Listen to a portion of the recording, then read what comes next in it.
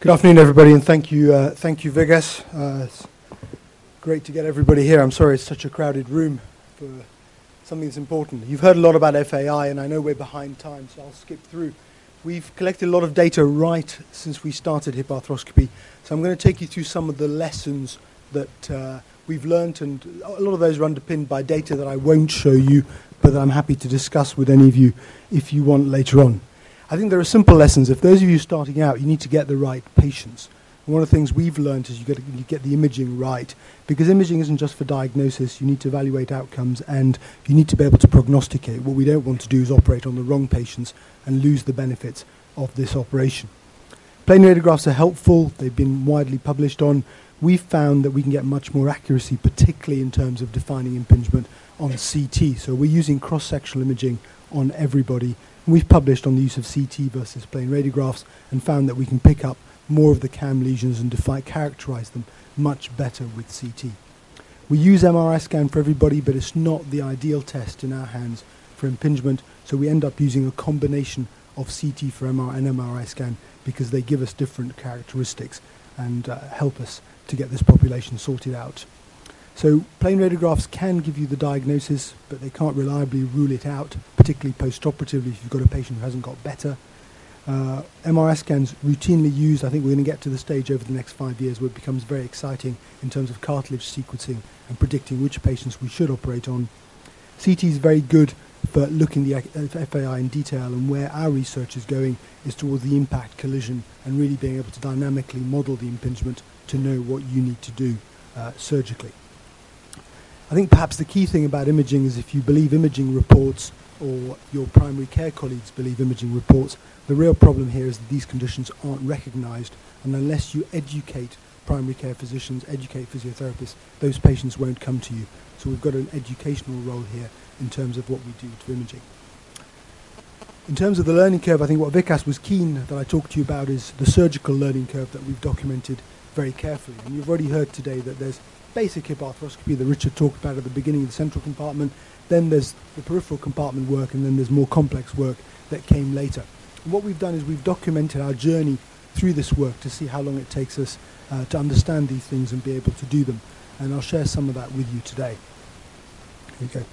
So this is a prospective review. We've done more and more hip arthroscopies each year. We're now doing about 200 per year to give you an idea. So the numbers have escalated fairly dramatically, and all have been data-based, including a great deal of demographic and surgical data and good outcome data. There are interesting things you pick up early, which is as you get better, your traction time goes down. That doesn't necessarily mean you're a better surgeon, but it does mean the operation becomes more comfortable to all around you and more cost-effective for your hospital. So it takes about 30 cases before your time will come down to something reasonable. You can see here our times increased again after a while, and that's when we started doing labral repairs and slightly more complex work. Complications, again, clustered very much at the left-hand side, reinforcing that sort of problem with the first 30 cases. And they're simple things, and the whole idea of coming to these symposiums is to avoid the perineal compressions, avoid the labial tears, avoid the sort of problems you occur if you get a good setup and use up-to-date equipment. Many people started hip arthroscopy using fracture tables, using the equipment available in their hospitals. The equipment that's available now makes it much easier for you. Surgical comfort, we recorded how the surgeon felt at the end of the operation, and again you see after it takes about 20 operations or so before you're really comfortable and happy resecting a CAM lesion, knowing you know where you want to get and how you want to get there. And like the central compartment, the peripheral compartment takes about 30 cases before the time for surgery becomes routine and very, very small. So we did a sequential analysis looking at our first 30 cases, then cases 60 to 90, and then cases 120 to 150 to see how we were learning, and then we've published the 2-year follow-up of those 3 cohorts. What you'll see is that the diagnostics changed over time because this was the time period where we started to recognize FAI and weren't just treating labral tears. It's fascinating now if you can pin down the surgeons who publish series of thousands of labral tears who still don't recognize FAI. There is definitely a quandary out there in the literature. Less loose bodies because I think they were the things we were dealing with to begin with, and they became a smaller proportion of our practice. Less osteoarthritis as we started to recognize it better on the imaging, and fewer miscellaneous cases because we got better essentially recognizing and characterizing the pathologies first. The time decreased fairly dramatically as we went through our learning curve. This starts off as a fairly lengthy operation and becomes a relatively quick operation. It's still nothing like a knee arthroscopy in terms of the number you can do on a list, of course, which is a problem for some of you and particularly for your hospital administrators. The peripheral compartment, again, simples up, starts off really complicated. You wonder if you're ever going to find it, and then it becomes much, much easier over time. Still some reoperations, which is something we have to eradicate, and good improvement in non-arthritic hip scores and good satisfaction, particularly once the FAI cohort came in, because they're the ones who seem to do best. So you can still get it wrong, and the problem is now I've done over 1,000 of these operations. I still struggle sometimes getting the portals right and making it work. You can break the wires in the joint, which makes it fun. It's usually last case on a Friday. And in the UK, getting remuneration for hip arthroscopy is going to become increasingly a difficult problem. It's been labelled a low priority procedure. In terms of learning curve, it's about 30 cases, and I suspect we need to go on and continue learning. Now, Vikas, I was going to go on and talk about our outcomes, but I suspect in the interest of time, do you want me to stop or do you want me to carry on? A couple of slides would be good.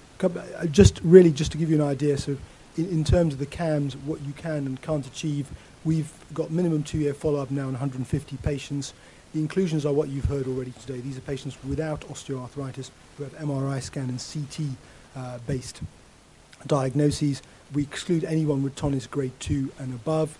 Standard technique that you've seen, so I'm going to basically skip through it all in terms of what we do, and happy to discuss it with you. But the key is we've stratified these patients very, very carefully. These are the highly selected patients we expect to do well, who had big CAM lesions, but still about 68% of them needed some form of labral resection because we couldn't repair the labrum. And 86, more than half, had grade 4 chondral damage by the time they got to us for their CAM resection. So we're getting these patients too late, even in a unit that gets referred, a lot of them. You get an improved range of motion in almost all of them. You used to get very high patient satisfaction. It's very interesting because these patients want to typically get back to sport, and even if they still have some pain, they get back to their sport, which is what they're really after. Non-arthritic hip score improves with about 75% excellent. They get their UCLA score up, but there's a real dilemma here, because once you've seen a full thickness chondral defect, I think there are ethical issues about encouraging someone to get back to impact sport, which you really need to think about. 6 deteriorate, and there is, I think, a problem in hip arthroscopy. You're all enthusiasts because you're in this room, but there are some patients, I believe, in whom I've precipitated a problem by operating, and we really need to be able to pick out those patients very, very carefully, and some don't get better. So I think over time I'll conclude by saying it's a great operation, it's getting better and we're understanding it more. There's no doubt there's a learning curve, so you need to be with someone who's done a lot of them, and we're still not quite there in terms of identifying exactly which patients benefit. Thank you very much. Thank you very much, Paris. So once we've